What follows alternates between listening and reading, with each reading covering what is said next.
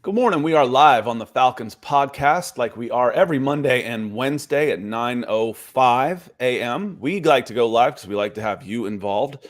You can find us at youtube.com/Scott Kennedy or Atlanta Falcons fans on All Falcons on Facebook, or you can follow Nick Kendall on the old Twix over there because we stream live to his channel too. Good morning, Nick. Speaking of Nick, he is in Atlanta. He gets Seattle. I'm in Atlanta. He's in Seattle. He gets up nice and early to join us. I'm in Atlanta, so we go coast to coast with your football coverage. How are you doing this morning, my friend? I am doing pretty well. Can't complain. It's been a busy week for me on my other side of work thing, so a lot of long days. And the mother-in-law comes to town today, so I'm lucky that I do quite enjoy my mother-in-law, and it's fun to have her around. So I know it's always the joke, oh, the mother-in-law. Well, it's great. She's going to be here. She's going to help hang out with the pregnant wife and get things whatever they want to do. God bless them. So that's it'll be a good time. Shoot, one of the reasons I moved back to Georgia was to have a grandma handy. Mm-hmm. It makes a big difference. It's a big help when you've got the kids. Yeah. For sure. But coming in nice and hot, red hot this morning. Want to say thank you to our guy, Michael Ronquillo. He comes in with a $50 super chat. Says, good morning, Scott and Nick on the Falcons podcast. Michael, thank you so much. This is the most direct and beneficial way to help support the content that Nick and I do on these shows. And you're always here for us. And we certainly appreciate it. And hopefully we're able to bring you some entertainment for your dollar, because it certainly helps us go every day. So thank you, my friend. And I put the full logo for the podcast on the YouTube page. I was like, what should I do today? Like, why don't I just use the logo? It's cool. And I've got a full res version. So I put that on the background. I'm not sure if Nick's actually even seen it. It is a pretty cool logo. So it's gotten a couple of comments, including Falling Sloths. Says, love the thumbnail. Very cool Falcon. Appreciate y'all being in here. John Harrell says, good morning, guys. Good morning to you. Game plan, run the ball. We'll get into that because we're going to preview the Atlanta Falcons and Jacksonville Jaguars in London, the second home of the Jacksonville Jaguars, who they play a home game in London, what is it, 5 years in a row or something for a while. They've kind of established that as their home away from home, so to speak. So what was cool, though, is when we walked around, it took us a little while. I walked around with Ethan, the DWI guys, who comes in and out of the show every once in a while as one of our contributors, community members, friends. And we counted all 32 teams, jerseys, wow, people walking around. So it took us a little while. I can't remember which the last one. It may have been Houston. It may have been Houston Texans. Guess, yeah. Maybe the last one we saw. But we counted all 32 teams. Someone had a replica jersey on, which was kind of cool. Want to say hello to some more folks, and then we'll get into it. We want to talk about the Falcons Jags, both teams coming off losses. So we talked last week, Nick, that the Detroit Lions might be a little bit hungrier at home, coming off a loss, a little bit more desperate. Frankly, I think they're a little bit better too, which may have made the difference in that game. But we hit that on Monday. Bobby Carter says, good morning, my diehard Falcons fans. Remember, we rise up. Dave says, good morning, guys. Let's see how Ritter handles the adversity. And not just Ritter, Nick. I think there's a little bit of adversity around the entire offense. Yeah, I mean, they're coming off a pretty poor performance, one where even the rushing game wasn't playing very well. Now, to be fair, the Lions had a good game plan. Brian Branch played out of his mind. I mean, you remember we talked early in the season, dark horse for Defensive Rookie of the Year said Brian Branch, if you recall that. And he looks pretty damn good out there early on. He was taking away that game. And Ritter just missed, gimme throws that you have to hit in that one. So we'll see what it looks like. But that was a tough game for the Falcons offense. And we'll be curious to see how they evolve, how they pivot, and now that type of tape is out there. Yeah, and some of the throws, again, it wasn't all on Ritter by any stretch of the imagination, play calling, etc. That deep pass that he missed to Kyle Pitts, the announcers immediately said, it looks like he's pulled up a little bit. And then was he full speed? They hiding something there. We're not really sure. They keep that kind of coy.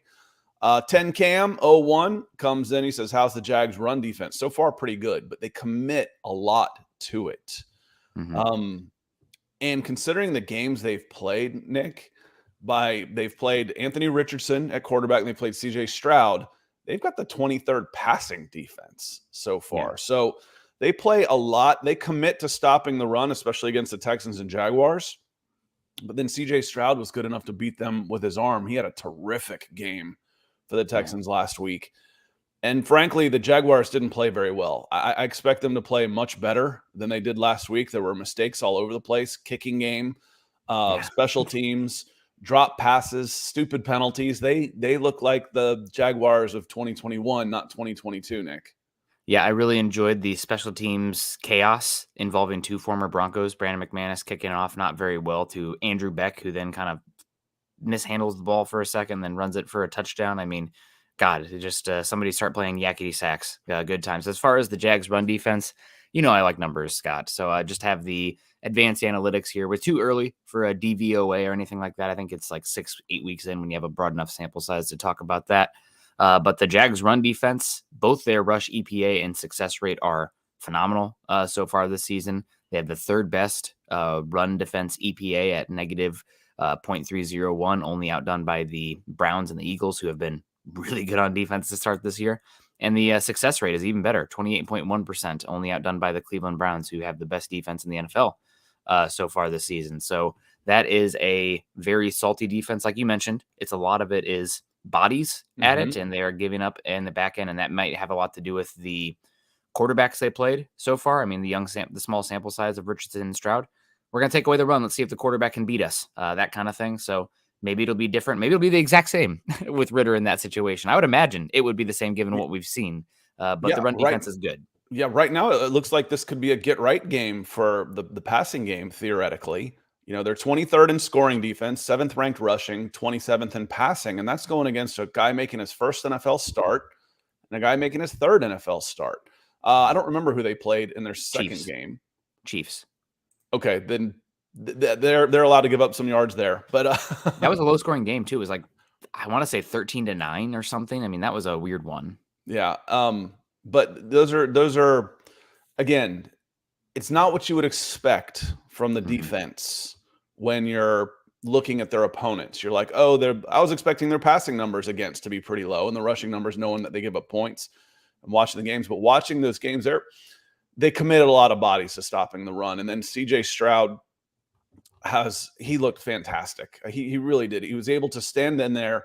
All of the things that we've criticized, and by me, I mean we, the royal we, not just us, but Falcons fans and everyone, for not getting rid of the ball, not feeling the pressure, that type of stuff. C.J. Stroud is standing up there, standing up tall and delivering the ball from a variety of arm angles and getting rid of it. Again, this isn't a Texans. I had to convince myself, hey, we're not playing the Texans this weekend. This isn't a Texans game. It's a Jaguars game. But again, the Jaguars, I expect them to play a lot better. Trevor Lawrence still looks really good. He was victimized by a couple of drops.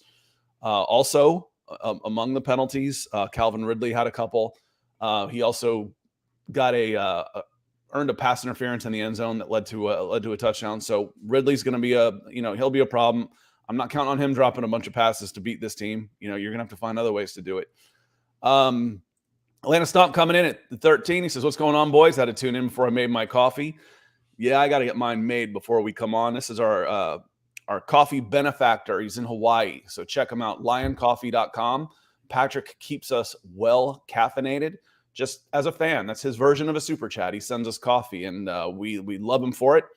And he's a big contributor to all of our shows.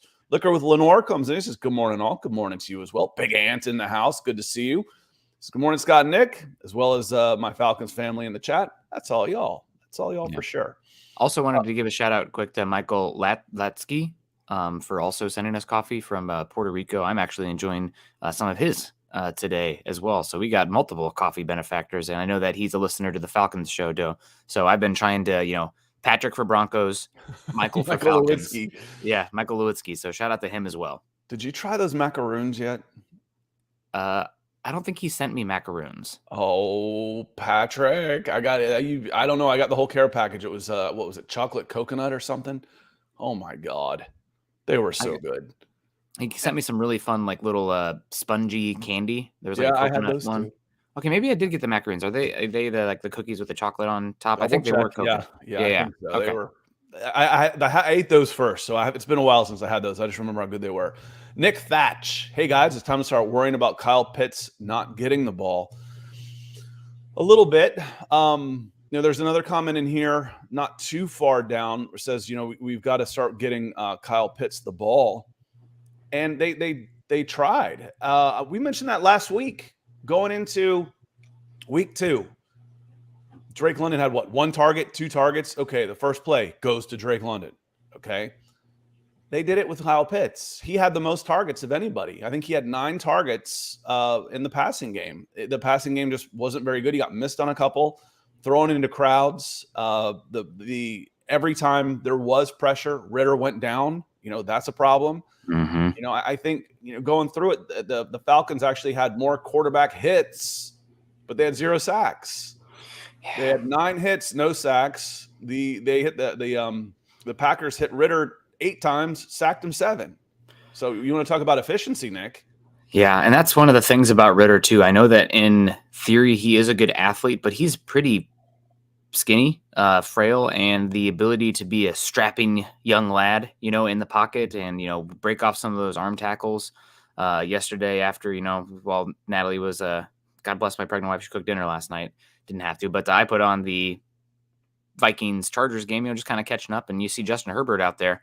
He's strapped. He's a big guy, and he's breaking tackles. They blitzed, I think, 80% of the time, and he only got sacked once. And then you see the difference with Ritter. I mean, just the body type. That's one of the things where scouts, they'll want to get boots on the ground and eyes on these guys so they can see how they're built, the quarterback specifically. And that's a concern with Ritter because don't see him breaking a lot of arm tackles right now, and that could come back to the size. Yeah, can I pull out of the arm tackles? Can I keep my balance? Do I have the leg strength to push through? Clear the trash is what you say with a running back when they're going through the traffic and not getting tripped up in there. Can they clear the trash? And he's fast, but he's not overly quick. At least it doesn't show that way. So, he's going to be effective in rollouts. If you're in man coverage and you need 15 yards and he can get it quickly, he is fast, but he's not overly shifty, and he's not a guy that's pulling out of a lot of, like you said, arm tackles. Nick, is it time to start worrying about Kyle Pitts not getting the ball? Yeah, I think it is. So. Yeah. You've gotten, 2+ years out of Kyle Pitts now. Number 4 overall, the unicorn, the highest drafted tight end of all time. And so far, he had a nice rookie season, and then it's been kind of meh. About average after that. So you need a return on that draft pick for sure. So yeah, I'm a little worried about it. I am. And part of it, Nick, and Falcons fans, is I just see, we mentioned this on Monday, a lot of like for like out there. There's some of the comments I've seen on my Facebook page and stuff while we're, posting these videos and comments is the lack of diversity. And it definitely feels that way in the passing game where every receiver is kind of the same. And then I see, I see Olamide Zaccheaus out there making big plays, a different body type. He left for the Eagles as a free agent. Is there that smaller slot guy, or can Cordero Patterson become that guy that can be a little bit different if he gets out there with some burst in short yardage situations where I can get him the ball quickly with some quick separations instead of these big pteranodon wide receivers that you've got out there who aren't necessarily super quick off the ball. Yeah, who are your man coverage separators right now? Because right now you have the guys that they're open when they're not open, but nobody that's really getting crazy separation with the route running or the quickness. Also no, dynamic, super speedy burst guys as well. They're talking about the 4-3 types. So it is not the most diversified weaponry. You do have the elite players, and I think that'll come. You're going to be able to find a, slot that's able to separate a little bit better than Scotty Miller. You'll probably be able to find a smaller speed guy at some point. This is always, you're still in the building process here. My biggest issue is still and it's not an indictment on him long term, but my biggest issue is still when you're forced to play in that drop back pass game, when you are forced to play left-handed, so to speak. Can the Falcons do that through Desmond Ritter? And through 3 games, I would say I think the answer would be not to a high enough rate where it's good enough. But we have a lot of games to go, and we'll see if he can improve. It's still young in his career, but that's always going to be the big question with this team. I think you could have better diversity and different flavors of weaponry out there that could help a little bit for different defenses you're playing. But you'd think with the attention to the running game from opposing defenses and the talent you have still, that it would still look a lot better than what we saw versus the Lions. Here's one of our friends, our fellow content creators from the Falcons. Says, "Good morning, Scott and Nick. Can't wait to listen to you guys' perspective on the current state of the Falcons. If you see them, give them a follow too. They're friends of the program. Appreciate you being in here." Keith Johnson says, "Good morning, guys." Dave says, "Good morning, guys. Plain and simple, the Falcons were exposed. How do they respond?" Period, question mark. Good to see you, Dave. We'll get into that a little bit. And Ryan Adonis, he says, "Good morning, guys." And he asked if, do you think Desmond Ridder and Arthur Smith talked? Yeah, I think there's a pretty good chance. But he says, "I don't care who gets the ball. Someone needs to get the ball." 2016, we had TD catches from freaking Perkins and what was Toilolo was his name. I used to call him Red Zone, this big Stanford kid. I went to a 7-on-7 when he was out there, and he was 6'7" in high school.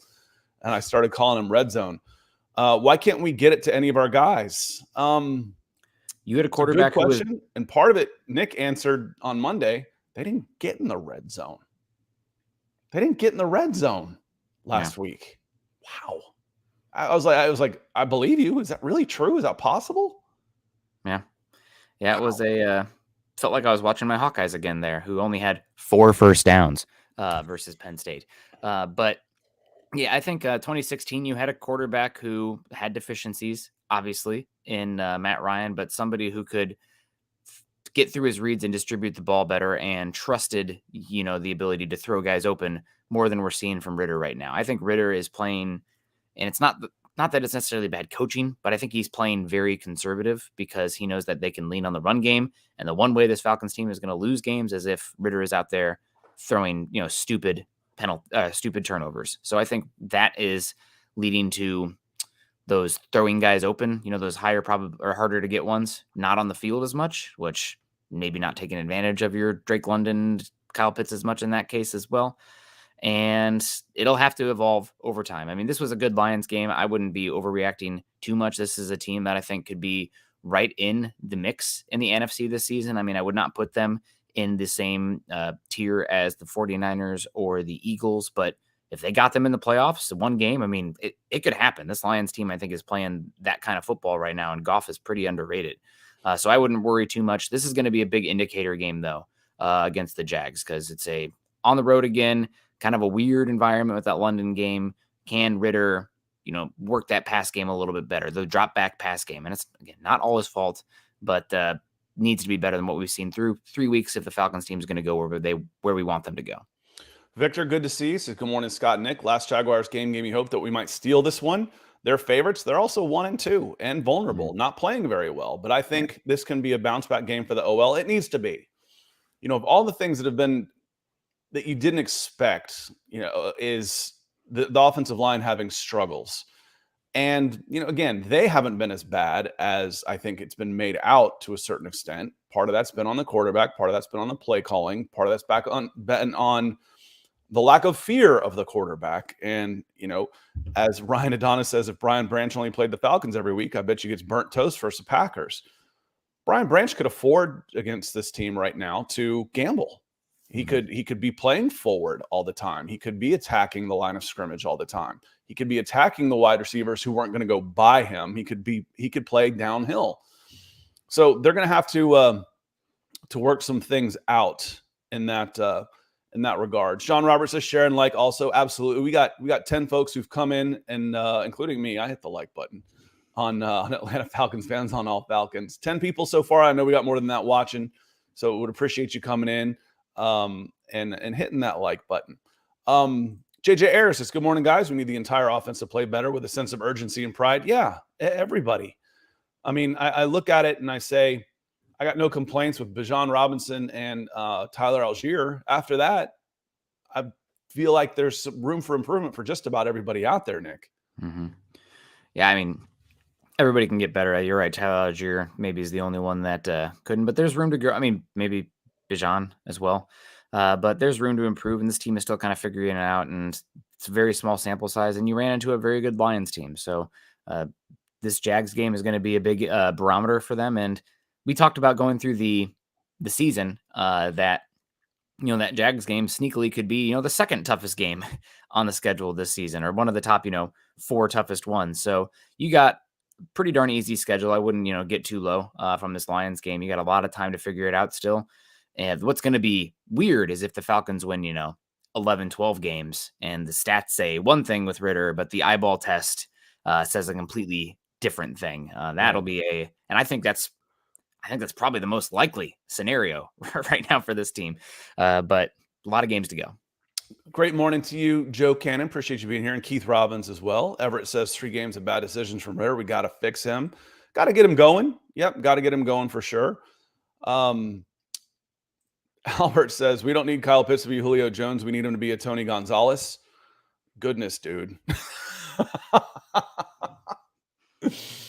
Tony Gonzalez is arguably the greatest tight end ever. Strap him up. He's in the Hall of Fame. And, that's, we don't need him to be this guy. This would suffice. Well, yeah, that'd suffice. I'd take Tony Gonzalez back in a heartbeat. But to give Alberto a little bit of credit here, I guess, or, just how I interpreted it, I think he means more stylistically, where Julio's the big play outside guy, and he's looking for more of the chain mover body type. But the thing is Julio wasn't that guy. Look at his catches and yards compared to touchdowns compared to every other receiver that's in there. And Julio didn't score the touchdowns. They used him like a running back half the time. Yeah, I mean, he was dynamic. I know, but you know what I'm saying with this. Tony Gonzalez is one of the greatest to ever put the way this is phrased, Alberto. No offense, it's a slight to Tony G. Tony G is one of the best to ever suit him up. And the type of player that Tony Gonzalez is, you need a passer who can, throw guys open or trust that a guy's going to be there. And right now, I think Ritter looks like a see open, throw ball kind of guy versus seeing the layerings of the defense and knowing where to feather a football. So I don't know if Kyle Pitts is that kind of player right now. Maybe he could be, but it's impossible to say with the quarterbacks that he's had. So I think the big plays is what you need to do. And I don't know what happened with that one deep pass, but there's other ones where he's open and he's getting missed. Not as egregious as last year. Granted, the sample size is small, but there's plays. I mean, Ritter left ones on the table this week. That 4th down to Drake London, you got to have it, man. That's a gimme in the NFL. So that's stuff like that we're going to have to keep watching for. Dave asked a good question that I've actually considered too. So I put some thought into this, Dave. Is it too many mouths to feed compounding the problem? When you've got young receivers, when you're talking about, the 2016 team, you're talking Tony G and Roddy White, and Michael Turner. The Falcons of the past were pretty good, but you had more established guys who kind of knew their roles and were secure in who they were. Whereas it's like, oh, you put the number 8 pick into this unicorn tight end, you got to get him the ball. You got the number 8 pick running back, the highest running back. Well, you don't take a draft of running back that high. You got to get him the ball. Drake London, number 8 overall. You got to get him the ball. What about when CP comes back and Tyler Algier, you're 1,000? I think a little bit is too contrived. And, I predicted based on what they did in week 2 that they would try and force feed the ball to Kyle Pitts. They did to a certain extent. So is it part of the problem? Maybe it is with your young quarterback who's trying to keep everybody happy. Matt Ryan would keep everybody happy by getting them the ball in time because he was a veteran and he was the leader of that team. And he had guys that were more experienced and knew their roles. This is a young offense. Nick, we've talked about how nice it is, things to be excited about. When I look at the age of the core of the skill guys out there, I think Kyle Pitts just turned 23. Drake London might still be 22. Bijan Robinson still 22. Desmond Ritter's 22, 23, or 23, 24, I think. Even Tyler Algier is only like 24 years old. That's a lot of inexperience out there to a certain extent. Yeah, and with that inexperience, you're going to have volatile performances week to week with the young quarterback still trying to figure it out. I don't know if it's too many mouths to feed per se. Because if you have an established offense that really knows who they are, you can play the matchups week by week. This week is going to be a Bijan game. This game is a Kyle Pitts game because you're going by the matchups. And right now, I think they're just trying to work in the offense and integrate a quarterback that we're still unsure about. So, yeah, it's I don't think it's necessarily too many mouths to feed. It's just the limitations at the quarterback position, the youth and inexperience, and the style of offense that they're running, quite frankly. I mean, it's one that is limiting number of plays. It's not out there hurrying up to the line of scrimmage and trying to get as many as possible. I mean, maybe I'm biased because it was the best statistical quarterback season ever, but that 2013 Broncos team, no Sean Marino, Julius Thomas, Emmanuel Sanders, Demaryius Thomas. And what year was your quarterback? He was a veteran, but but they were and that's getting what I mean. It's a guy who's secure. Yeah. And it's secure. Yeah. And they were going for that high volume game. They were trying to get as many plays in as possible to score. And I don't think that's really what the Falcons are trying to do here. They're trying to be an efficient run game that plays off the play action and can hopefully get some deep shots over the top while they work in a quarterback that we're still learning about. Roderick Cook says, nothing to say. Just want to know I'm listening to my favorite guys talk some sense. Keep it up. Know you will. Appreciate you, Roderick. Till I start, getting my brain starts, just like now, as I'm spitting this out stuttering, doesn't work as fast as it used to. Old man, senior moments. Big Ant says we should use Scotty Miller more. Again, we talk about all these guys needing more touches, and part of it's just getting, as Nick just said, getting more volume, getting 75 plays instead of 55. Then the touches will come. So converting on get rid of the 3 and outs, converting on third down conversions have to be a lot better. And there will be enough footballs to go around for people if you're not running 50 plays. You're running 70 instead. So Jason B says, where's Zay Malone at? He's still on the practice squad. He had a very good camp. But I think you've got guys out there. Again, let's if you're looking for a slot guy, you can talk Zay Malone. And I think it was week 2 against the Packers. May have been week 1. Bijan spreads out wide just inside this. He wasn't quite out at the X, just inside that, but a wide slot. Had a linebacker follow him out there. And the commentator's calling it out. He's like, well, this is a mismatch. Sure enough, easy slot, first down conversion. He can be a really good slot receiver. Would he be as good as Scotty Miller? Maybe, maybe not. But there's options out there for sure. Let me see. Want to move down a little bit. Falling Sloth says, actually laughed out loud at the Pteranodon poll. I was like, did I even get that right? Pterodactyl usually is what we say with Kyle Pitts, with the wingspan. Lana Stomp says, Pitts doesn't look like he wants to be out there, unfortunately.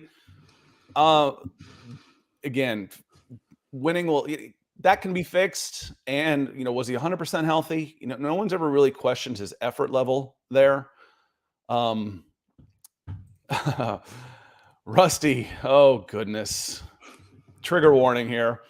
Rusty, help me understand the thought process of drafting a wide receiver and a tight end in back-to-back years, but not getting them a quarterback. The coaches trust to get them the ball. Not being funny, but I don't see the plan that Arthur and Terry had with those picks. Rusty, I think part of it was they didn't have a quarterback in those 2 picks that they liked. I wanted to trade down. I was team trade down at that number 4. Unfortunately, the number 3 pick was the one that had, it's the Atlanta Falcons. If the number 3 pick is the one that gets 3 first-round draft picks, then you're picking number 4. That's the history of this team. I was team trade down at 4, and then Justin Fields, because of the quarterback situation with an aging Matt Ryan, and knowing that it doesn't do you a lot of good to have Kyle Pitts if your quarterback situation is in flux, which it has been for the 3 years that Kyle Pitts has been an Atlanta Falcon. Now you think, can you get a quarterback? Maybe. Is Desmond Ridder the guy? Maybe. You're in year 3 of his contract and you're still talking maybe. That was a problem for me when the pick was made, Nick, as you well know. We've been doing this together since then. Yeah, I mean, weapons are, you're not drafting the guys for the immediacy. It's about the long term in the career at that point. And we are seeing what top weapons are getting on the market right now in terms of contracts and whatnot. So it's not like at least you weren't drafting, safety or, true static off-ball linebacker or, guards in the top. There's some value still to be had there. And also it makes it a pretty attractive position for a potential trade now that quarterbacks are taking a little bit more control of that, or a free agent. Also, you can get a better evaluation if you do have a young quarterback come in here. Like for Desmond Ridder, if he doesn't get it on this one, then it's Desmond Ridder not being good enough. I mean, there's other things you can point to. Maybe play calling's not good enough, or the offensive line not blocking well enough. Well, you know what, it's never going to be that good enough in the NFL. It's not like you're playing at Georgia versus, McNeese State or something. So you should get a clean evaluation on the quarterback and set them up to succeed with those selections. So also, we've seen it right now. Scott, we were talking a lot about the quarterback being drafted right now, but you didn't have to draft defense to get competent defense. You can find competent defense out there on free agency every year. And we've seen that quickly with the Falcons turnaround here, where they haven't been using premium picks on the defensive side of the ball. And right now you're sitting there with the 12th best EPA per play defense in the NFL. So I think long-term, it's still not a bad way to go. Maybe it's a little bit overdone with, tight end followed by wide receiver, followed by running back. But I think that it's not totally egregious. No, again, keep getting good players and you're going to be okay. The idea is you're drafting a 10, 12-year Pro Bowler in Kyle Pitts as a superstar. My concern is again, you're going to be 3-4 years into his contract before he's really relevant. And that's still an if. We're in year 3 and your quarterback situation still in flux. Dave asked a good question. We're 30 minutes in. We missed over some big news this week. Troy Anderson, linebacker, was put on IR. He'll miss at least 4 games. His place on the roster was taken by Storm Norton, offensive tackle, right tackle, who was on the New Orleans Saints practice squad. And he started 15 games at right tackle in 2021 for the Chargers. So be on alert. When I wrote it up, I titled, they've already signed his replacement. And I meant not his, well, he's a tackle. How is he going to replace him? On the roster, on the 53-man roster, his spot was taken by an offensive lineman, not another linebacker. Interesting. We talk about Caleb McGarry. There was a comment in here, may have been from Joe, Ryan. I'm not sure about Caleb McGarry, that the team's a little disappointed, that they give him that big contract and he's reverted back to 2021 form. Yeah. Well, here comes a guy that's got a bunch of starts under his belt, who's now on the active roster, looking over your shoulder a little bit, Nick, possibly. Probably should be as well. I mean, it's been poor so far, and we've talked about it. The PFF numbers were pretty good for Caleb McGarry this last season, but the offense was so funky. How many true drop back pass sets did we actually see from them? And he is a limited pass protector. So we'll see what happens with McGarry. I guess, fortunately for you guys, that you didn't spend big on him relatively, right? You did pony up a bit for him, but I think you can still live with him being an issue at right tackle, but you maybe need to do some stuff schematically with the pass protection. I think the biggest thing is that Kyle McGarry, I'm not as shocked about, but Chris Lindstrom has not been playing that, superstar level so far. And I think that's having a trickle down effect to McGarry as well, because you're not just able to rely on Lindstrom to be that, top 3 interior offensive lineman in football. Yeah. Lindstrom's able to handle one guy on his own. Normally you get a lot of double teams with guards, center guard or even tackle guard. They're helping out, but Lindstrom's been able to take out one guy on his own. That hasn't quite been the case yet. It's early, week 3. Dios Hoven or Joven, depending on your pronunciation, says, I don't know. There was a guy named Matt Ryan that Kyle Pitts had a pretty good season with. Yeah, he was. I mean, he had 1,000 yards, etc. The problem with that the problem I had with that pick at the time, though, is that team wasn't going anywhere, man. Yeah. They didn't have any defense. Their offensive line was a shambles, and Matt Ryan was 36 years old. So that team wasn't going anywhere. When they talked about, that was the biggest problem I had, was the national media saying, oh, this is a pick for the, a win now moment for the Atlanta Falcons. I'm like, are you joking? Have you seen the lines of scrimmage on this team? They can't stop anybody on defense, and their line of scrimmage is atrocious. Matt Ryan's 36 years old. Mm-hmm. So as a long-term Julio Jones replacement, Kyle Pitts was okay. It was a good pick, but you shouldn't be surprised that you're not seeing the best out of what you were expecting in years 2 and 3 when the quarterback situation was going to be in flux, which is a question about team building that we've had since the moment his name was called. Yeah. Yeah. And still, long-term typically takes tight ends a bit to get going. And I'm still having a hard time evaluating these guys because, again, seen a lot of Matt Ryan conversation on here, but Ritter right now is, not throwing guys open. They pretty much have to be schemed open for him to take advantage of it. And I saw a comment in here about why are people not burying Sam Howell as well? Maybe we should be burying Sam Howell with the 4 interceptions, but the type of offense that you're seeing right now, you are seeing the high level, throws in there in tight windows down the field and being aggressive and hunting right now. And I think that this is, maybe it's Ritter, maybe it's the scheme, but he's not hunting. That should be good enough to win some games, but there's a obvious ceiling to what that looks like for this Falcons team. Well, and frankly, my expectations for the Washington Commanders were low. Nil. Your expectations coming for this Atlanta Falcons team after, cap held $200 million in free agency. Your offensive line is solidified. You've drafted these weapons on offense that this should be a playoff team, and I still believe that. That said, after 4 games, I had this team 2-2, 2-0, 2-1, 2-2. So they're on schedule right now. Yeah. The thing is, what has caught me off guard, Nick, is the defense is so far ahead of the offense that has caught me off guard. I expected the offense to carry this team early, grind out some games, but I was expecting some 27-24s, not the lower scoring games. And Jacqueline Galloway coming in with a super sticker. Thank you so much, Jacqueline. Join Michael with the super chats on YouTube. Certainly appreciate it. The support you give our show does not go unnoticed, my friend. Thank you so much. Ryan Adonis. All right. This is what's fun about Wednesdays. We're not in any big hurry. So we can get into this one a little bit and have a little fun, because Sean Payton and the Denver Broncos were just embarrassed on Sunday, giving up 70 points. Russell Wilson, the big question coming into the season for the Denver Broncos was, can Sean Payton fix Russell Wilson? Is Russell Wilson washed? Well, Russell Wilson's played okay. He's played pretty good. He had a 90 from PFF for the weekend. The defense has regressed it's not even regressed, it's disappeared.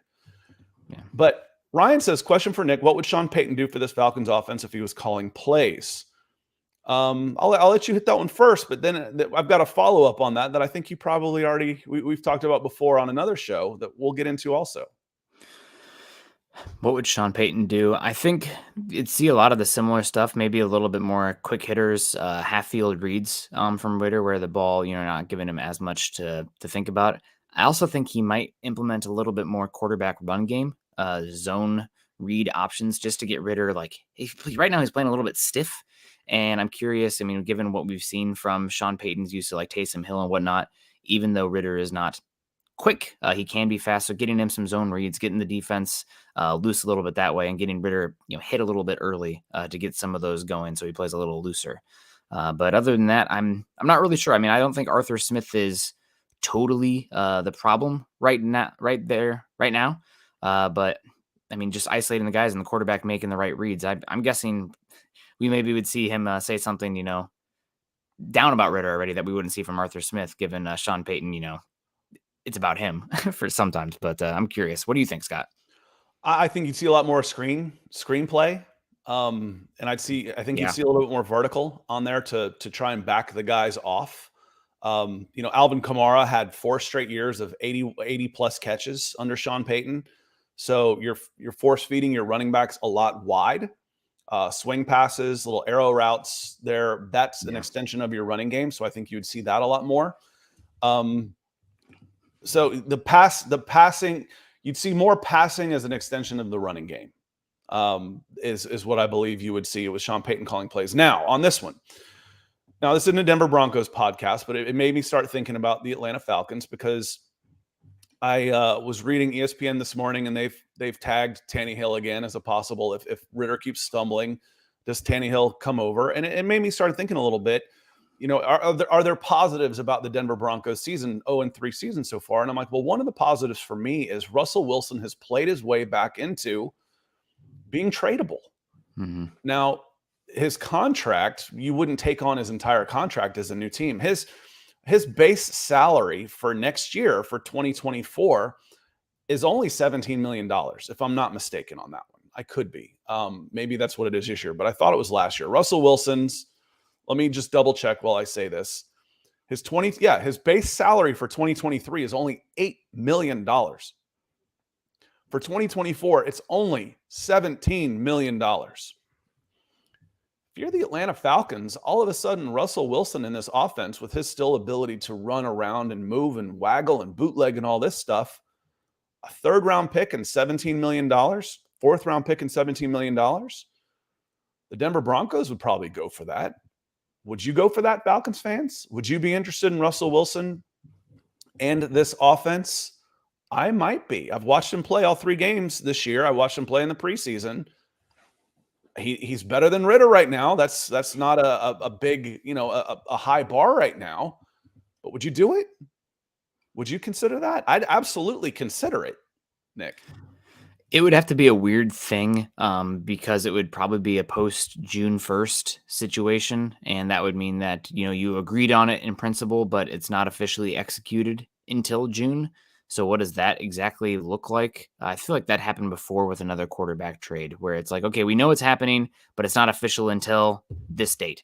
So then you see Adam Schefter send out that tweet.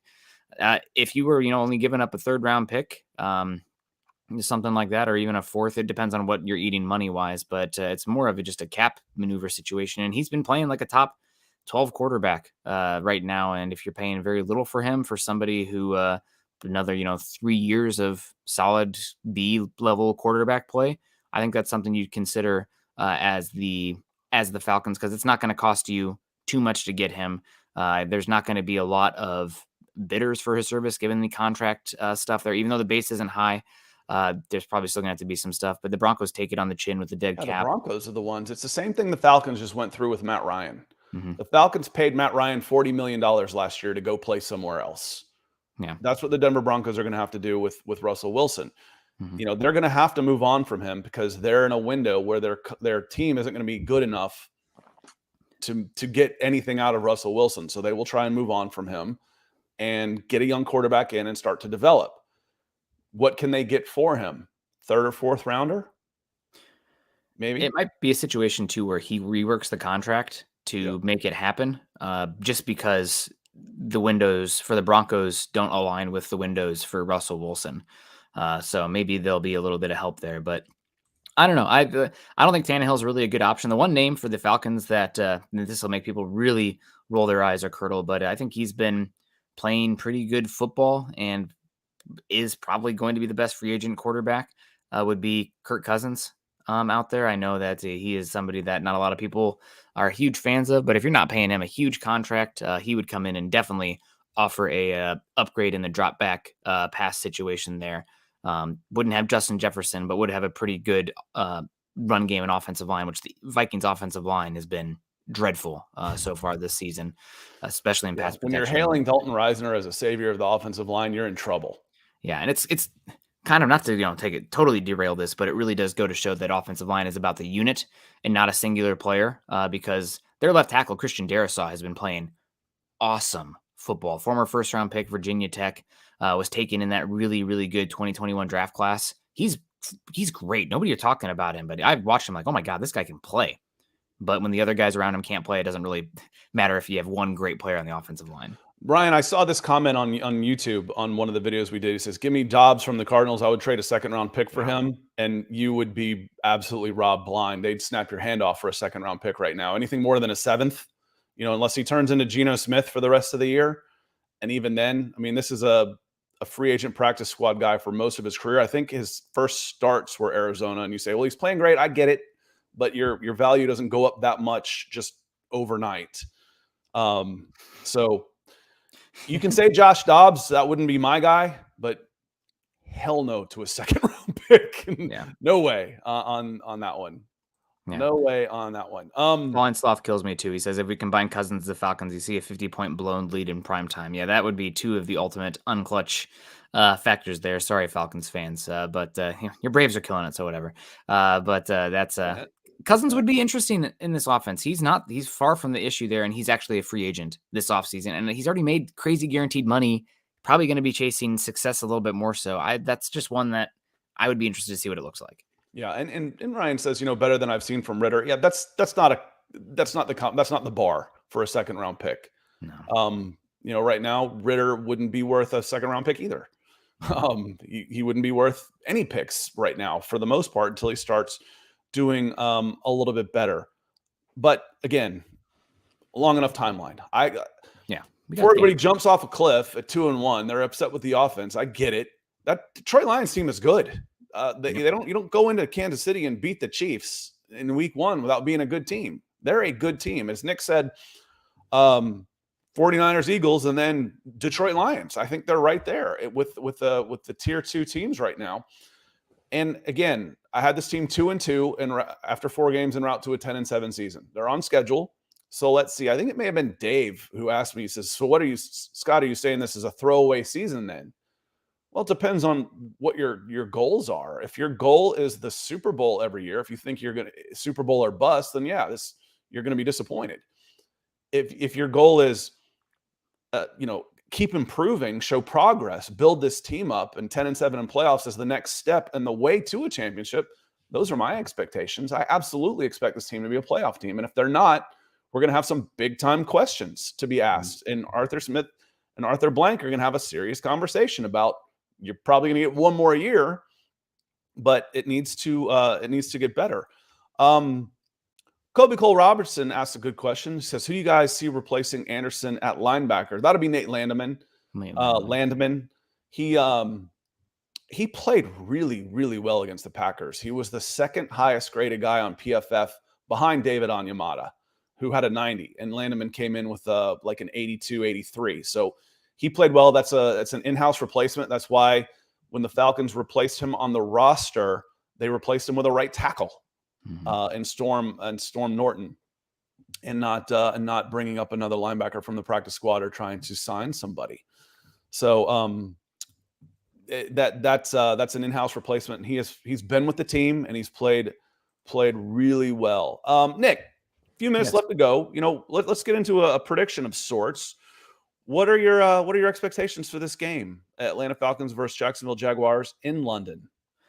I think it's going to be a low-scoring game overall, and I think the difference is going to be the Falcons' interior defensive line versus the Jags' interior offensive line. They have been a unit that has been very detrimental so far this season for them. I know this with the names escape. Doug Peterson. They do want to be a balanced physical team with some running game aspects to it, and without Brandon Scherff in there, that interior offensive line for the Jags has been rather poor. Even against Houston, who does not have a lot of interior defensive line talent, they were losing matchups on the interior. So I'm going to be curious to see. We got Luke Farrell out there, Luke Fortner, Ben Barch. They haven't been good. Anton Harrison got injured last week as well. It sounds like he's going to play. But I think that Calais Campbell, Graham, and of course Grady Jarrett are going to have a very good game in this one. I think they're going to create havoc. And as long as Desmond Ridder can hit, half of those you have to have throws out there. I know they wouldn't be have to have as if you have to only have half, but those ones that are, fourth down critical ones, I think you should be okay. So I think that the Falcons end up winning this one. It's going to be ugly. There's going to be misplays on the field, but I think something along the lines of a 28-21 kind of game for the Falcons to win. It's a lot of points. That's not low scoring. Yeah. Okay. What's the over? I bet the over-under on this is 39-ish. Yeah, let's go 21-16. Okay, there you go. There's your 37. Yeah. I bet the over-under is 43.5. Jacksonville's a 3-point favorite. I think the way they're playing right now, I like the Falcons. But the thing is this Jacksonville team the one that showed up against the Houston Texans? Is it going to be the same team? Again, I mentioned the mistakes. Brandon McManus yanking a field goal and then having the next one blocked and then giving up a touchdown on a kick return. Calvin Ridley dropping multiple passes and jumping off sides. He had an awful first quarter, jumping off sides. Is that the Jacksonville Jaguars are going to get? Because if it is, Falcons are going to beat this team. For as bad as they were, the Falcons only committed 3 penalties. They cleaned up a lot of that pre-snap stuff and all those things. They played within themselves. They just didn't make any plays on offense. This defense isn't as good as the Detroit Lions defense that they're about to face. They will commit bodies to the running game because they're not that great individually in their front seven. The Falcons can win one-on-one matchups up front. So you're going to have to make some plays in the passing game, and then the running game, I think, will open things up. The way they're playing right now, Falcons win this game. My concern is 1-2 Jacksonville Jaguars gets it together, plays with desperation, knowing 1-3 is a travesty, and your season's in jeopardy already. and they play a whole hell of a lot better than they did. It's a bounce back game for both of them, but I think the Falcons right now are the better team. You have to put an odd number on the Falcons because Younghoe Koo's going to hit at least one field goal. 24-20 Falcons, right in there. That's right at the over-under. But if I had to pick, and I don't like picking teams that I'm close to, I'd take the 3 points. I would take the 3 points for the Falcons, and I might bet them to win straight up. Yeah, it'll be interesting. I'm watching the health of Devin Lloyd, former first-round pick from Utah. It sounds like he injured his hand. He might be out. So that would leave the Jags main linebackers being Aluakon, who you guys should know pretty well. Friend Foye. Yeah, friend Foye. And then, of course, Chad Muma, who has been dreadful for the Jags so far. Just is totally out-physicaled, and the mental side is not overcoming the physical aspect of the game. So I think that while the Jags defense has been very good, more so, or the run defense has been good because of the bodies up front, maybe losing Devin Lloyd with his wingspan and his range is a big impact, and you can get a little bit of an advantage there. Yeah, Keith says, what time is the game? The game will be at 9:30 a.m. on Sunday morning. I was at the Jacksonville Jaguars game last year. It was a lot of fun in London. So a good time, and I hope everybody travels safe. Check in and say hi if you're there. If you're in London at the game, make sure you let us know how it goes. On that note, we're going to get out of here. Nick and I will be back on Friday morning right here to talk some NFL stuff. Some of the we'll talk Falcons, Jaguars. We'll talk some of the bigger storylines and some of the top games that are going on over the weekend. Maybe some of the worst games. The 31 and 32 power ranking teams, Bears, Broncos, is intriguing for all the wrong reasons. Sickos. It is. Alberto, I like this score, 20-14. I think you're right in the neighborhood. I think it's somewhere in there. Lower scoring game. Neither offense is exactly clicking. Both defenses are playing. The 37 points notwithstanding, a lot of it was special teams. Not a lot of, but a lot of it was special teams related in that last game, and not just pure offense. 70-20 Falcons. Woo, Atlanta dog. That one's not counting on that one, but I know where you're coming from. 88. And Michael Ranchio, who opened us up with a big super chat, is also going to close us out. Says, great show today, Scott and Nick on the Falcons podcast. Came in huge with a huge super chat. Jacqueline Galloway, thank you for your super chat as well. Thank all y'all for being here. If you want to join us to talk some football Friday morning at 9 o'clock, come right back here. We'll be here. We'll go for about 30 minutes to an hour, depending on how many of y'all want to keep talking. Otherwise, we will be back on Monday morning to discuss and break down the Falcons-Jaguars game, win, lose, or draw. Have a great weekend, everybody. It's a weekend for me. Wednesdays, football's tomorrow. Thursday night starts a weekend as far as I'm concerned. Good game tomorrow too, right? Detroit Packers. That should be a fun one. And also this week we got probably the game of the week, one of the more intriguing matchups so far this year. But Miami versus Buffalo. I mean, this last week was a stinkers on the schedule. This week, pretty good. Dolphins, Bills, and don't forget to tune into that 0-3 Vikings, 0-3 Panthers game. There's a barn burner. On that note, appreciate y'all being here. Love you for the support that you give us, and we'll see you Friday. Come and see us on Friday. Otherwise, we'll see you Monday.